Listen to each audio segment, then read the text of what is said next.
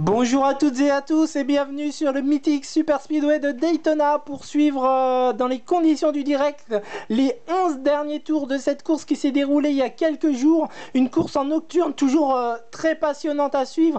Elle est certes moins prestigieuse que le Daytona 500 mais c'est une course que tout le monde veut remporter et on va vous faire vivre ça dans les conditions du direct. Nous sommes à 11 tours de l'arrivée et c'est un certain Tony Stewart qui se retrouve en tête. À noter quand même que Jimmie Johnson n'est plus là, il a été impliqué dans un crash en début de course. Donc plus de Jimmie Johnson, le quadruple champion de la NASCAR, et deux abonnés absents pour cette fin de course. Il reste 11 tours à faire et comme vous le voyez sur l'écran, Matt Kenseth a mené 81 tours et Greg Biffle 37. Les deux voitures de la Rush Racing qui sont complètement à l'extérieur sur l'image là, tout en haut de la piste, regardez, ils draftent ensemble. C'est vraiment les deux hommes à battre ce soir, ils sont au-dessus du lot, mais vont-ils pouvoir récupérer la tête car Tony Stewart s'est emparé de la première place dans les stands et ne compte certainement pas la lâcher. Il va rester 10 tours à faire. 10 tours pour une victoire ici à Daytona. Tony Stewart a déjà remporté 3 fois ce rendez-vous de Daytona du mois de juillet, mais il n'a toujours pas gagné le Daytona 500, l'épreuve la plus prestigieuse de la NASCAR. En tout cas, le champion 2011 voudrait remporter une 4e victoire ici à Daytona. Mais attention, Matt Kenseth est à l'extérieur avec Greg Biffle. Ils sont en train de remonter très fort. Les deux pilotes de la Rush Racing, ils ont dominé toute la soirée de manière vraiment impressionnante. Et là, ils sont en train de tout donner pour revenir et récupérer cette première place qu'on leur a pris dans les stands. En tout cas, Tony Stewart est en train de drafter sur la file intérieure avec derrière lui Kyle Busch et Dale Earnhardt Jr. Il y a également Ryan Newman, voiture bleue en 4e position de la file intérieure. Mais regardez, c'est sur l'extérieur qu'il faut surveiller parce que Matt Kenseth et Greg Biffle sont en train de remonter à une vitesse vraiment impressionnante. Regardez, ils sont déjà quasiment presque au niveau de Kyle Busch déjà. Oh, ils sont en train de... Ils veulent vraiment récupérer leur première place le plus rapidement possible. En cas de drapeau jaune, ça pourrait être très intéressant pour eux.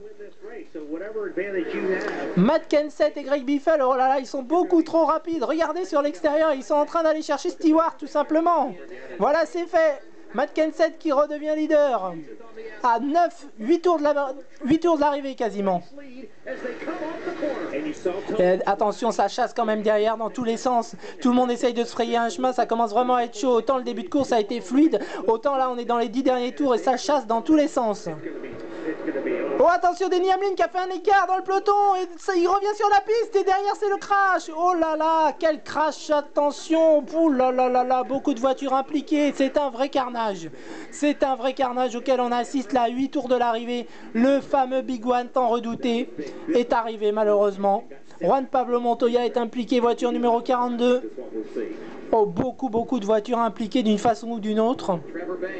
Trevor Bayne, le vainqueur du Daytona 500 2011, le voici. C'est terminé pour Trevor Bayne.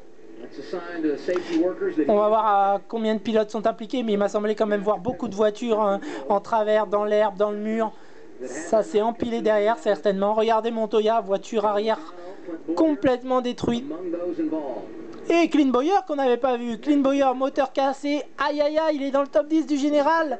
Ça peut être dangereux pour lui au championnat. Jeff Gordon, encore une fois malchanceux, il a été légèrement touché apparemment. Kyle Busch aussi, ça n'a pas l'air trop grave, mais Kyle Busch, je me demande si c'est pas lui qui a traversé à toute allure dans la pelouse. Alors on va revoir ce qui s'est passé. C'est parti de Denny Hamlin qui est en 4e position là sur votre image en bas. Denny Hamlin, il tente de changer de fil vers l'intérieur mais il perd le contrôle et c'est là qu'il revient sur la piste. Oh là là, il vient percuter, il me semble, Trevor Bayne, il coince Trevor Bayne sur le mur et derrière ça s'empile complètement. Il y a Montoya, il y a Marcos Ambrose aussi, qu'on n'avait pas vu. Il y a pas mal Dave Blaney, Martin Truex Jr. Il y a vraiment bon nombre de pilotes impliqués d'une façon ou d'une autre. Regardez Hamlin, il veut changer de fil, il va vers l'intérieur et c'est là qu'il perd le contrôle. Il revient sur la piste. Et il attrape Kyle Busch, le numéro 18 qu'on n'avait pas vu, Kyle Busch, son coéquipier. Hamlin qui vient attraper l'arrière de son coéquipier Kyle Busch malheureusement. C'est bien sûr pas volontaire mais... Ah voilà, ouais, c'est exactement ce qui s'est passé. Il a attrapé l'arrière de Kyle Busch. Kyle Busch qui est parti en travers dans l'herbe. Peut-être qu'il va pouvoir continuer, peut-être que les dégâts sont pas très importants. En tout cas, il va y avoir bon nombre d'abandons. Hein. Montoya, Bowyer... On a vu Marcos Ambrose, Trevor Bayne taper très fort aussi. Oh là là, Trevor Bayne contre le mur. C'est un choc assez violent. Hein. Denny Hamlin qui est revenu sur Bayne et Bayne a tapé le mur d'une façon vraiment impressionnante. En tout cas, beaucoup de voitures impliquées. À noter quand même que il faudra pas mal de temps au commissaire pour dégager les voitures et toutes les épaves accidentées, ainsi que nettoyer la piste. C'est pourquoi on va vous sauter quelques tours sous drapeau jaune pour se retrouver directement au restart. Où on va avoir un shoot-out à peine 3 tours de l'arrivée. On va même repartir pour 2 tours. 2 tours, nous y voici. Le restart. Un shoot-out de 2 tours avec Matt Kenseth à l'intérieur. Derrière lui, son coéquipier Greg Biffle. Et comme ils sont ensemble, ils vont être durs à battre. À côté, il y a Tony Stewart sur l'extérieur. Avec derrière lui, Kasey Kahne. Attention, ça pourrait se jouer entre ces 4-là. C'est parti, restart, 2 tours à faire pour une victoire à Daytona. Course toujours très prestigieuse en nocturne, tout le monde veut gagner. Et pour l'instant, c'est Matt Kenseth, l'homme fort du soir, puisqu'il a mené quasiment 85 tours ce soir. Va-t-il pouvoir être battu? Surtout que Greg Biffle l'emmène comme au Daytona 500, ça va être dur pour les autres. Mais Tony Stewart n'a pas dit son dernier mot. Regardez, il est à l'extérieur, Tony Stewart, il est en train de faire son effort avec Kasey Kahne. Ils sont pas coéquipiers, mais ils font le draft ensemble pour l'instant, Tony Stewart et Kasey Kahne. Attention aussi au train de la Richard Childress Racing derrière avec Jeff Burton et Kevin Harvick. Ça devrait se jouer entre ces 6-là. Hein. Logiquement, ça devrait se jouer entre ces 6-là. Ça m'étonnerait que Dale Earnhardt Jr., qui est un peu esselé derrière avec Paul Menard, pourrait tirer son épingle du jeu, mais sait-on jamais. Bon, regardez, ça devient vraiment très très chaud. Dernier tour, Matt Kenseth, Tony Stewart à côté de lui, ça va se jouer certainement entre ces deux-là. Mais Greg Biffle fait le draft parfaitement. Et attention derrière, oh là là, le travers de Jeff Burton.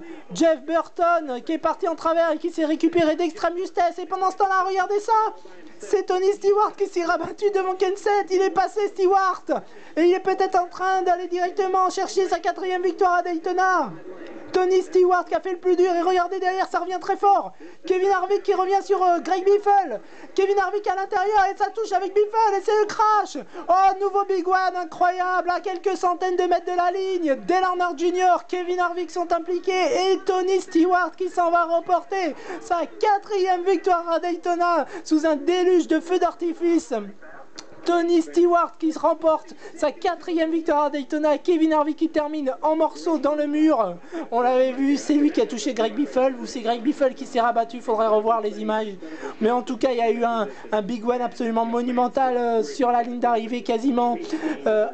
Almirola complètement détruit à l'avant. Regardez l'état de sa voiture. Ça fait peur à voir. En tout cas, Tony Stewart n'en a que faire, il était en tête et il est allé tout droit remporter sa 4e victoire à Daytona. The Smoke, une nouvelle fois sur la Victory Lane à Daytona. Et notez que Jeff Burton termine 2e, on ne sait comment. Jeff Burton, la voiture orange que vous avez vu en traverse récupérer d'extrême justesse dans le dernier tour, il était retombé 5e ou 6e. Il a dû se faufiler et passer au travers du crash pour finir 2e. Et puis Matt Kenseth, le grand perdant de la soirée, termine 3e puisque c'est lui qui a vraiment dominé toute la soirée. Matt Kenseth va terminer 3e mais va, dans son malheur, consolider sa première place au classement général. En tout cas, c'est sous un feu d'artifice que la victoire de Tony Stewart est saluée ici à Daytona. Une fin de course absolument folle, complètement dingue, avec 2 gros accidents dans les derniers tours comme vous avez pu le voir. Tony Stewart qui va certainement saluer la foule avec une belle série de burns. On revoit ce qui s'est passé, regardez. Harvick arrive à l'intérieur sur Greg Biffle et là ça touche. Ils sont quasiment à 4 de front, ça peut pas passer forcément et tout le monde va dans le mur quasiment. Il y a même Dale Earnhardt Jr. qui se fait attraper au dernier moment et qui termine avec une voiture détruite. Regardez, Junior, il est sur le mur là. Il a été impliqué, il va réussir à passer la ligne au ralenti évidemment, mais... Et regardez, il y a même Kyle Busch qui est dans l'histoire avec sa voiture verte numéro 18. Et je crois qu'il a été pris une nouvelle fois, Kyle Busch. Il était dans le premier crash tout à l'heure. Il avait réussi à revenir. Et regardez, Kyle Busch, là, il part en travers. Vu que ça freine devant lui, Kyle Busch, il se retrouve à l'envers. Il y a même Jeff Gordon aussi. Jeff Gordon, voiture noire au milieu. Il arrive à passer dans un premier temps, mais évidemment, après, il tombe sur un autre pilote. C'était impossible de passer. Il y avait trop de voitures au milieu, trop de voitures en travers. C'était injouable. Et ben Jeff Gordon et Kyle Busch, 2 crashs dans les 10 derniers tours. Ils ont été appliqués dans les 2 carnages. Donc c'est pas plus compliqué que ça. En tout cas, Tony Stewart qui remporte une nouvelle victoire à Daytona. Et on le retrouve sur la Victory Lane. Tony Stewart, The Smoke.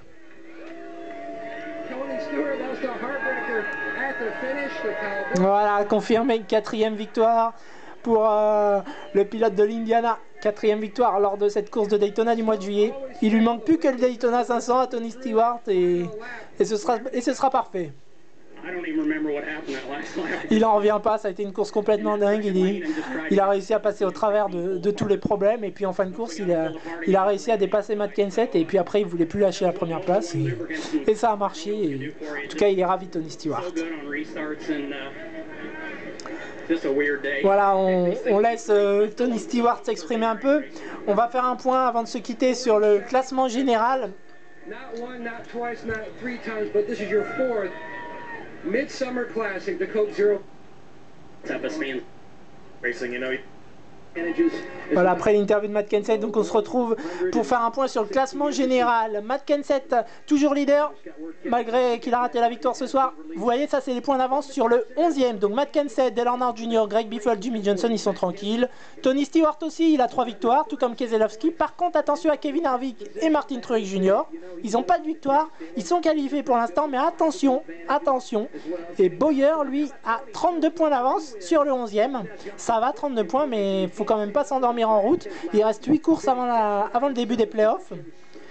Et le point noir cette saison, c'est pour Carl Edwards, qui est non seulement à 32 points, pardon. Carl Edwards, il est 11e cette saison, rien ne va, il n'a pas de victoire, donc ça commence à sentir le roussi. Ça commence à sentir aussi le roussi pour Kyle Busch, 56 points, ça commence à faire. Heureusement, il a une victoire.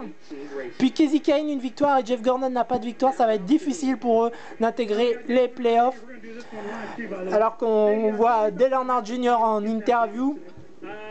C'est sur ces images que nous allons nous quitter au terme d'une course de Daytona absolument riche en rebondissements, surtout en fin de course.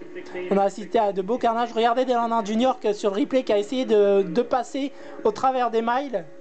Mais malheureusement, c'était impossible. C'était impossible. Il était passé, mais au dernier moment, vous voyez, il se fait attraper l'arrière. Et il y avait trop de voitures à l'envers. C'était quasiment impossible de passer au milieu en sortant intact. Et malheureusement, bon, Dale Earnhardt Jr., il a passé la ligne en 15e position. Rien de grave pour le classement général, il est toujours 2e. Voilà, c'est sur ces images qu'on se quitte. Et on va se retrouver donc la semaine prochaine sur le circuit du New Hampshire. Ce sera à 19h. Voilà, d'ici là, portez-vous bien et vive la NASCAR. Au revoir. Like lap 5, lap 1, you're at 2.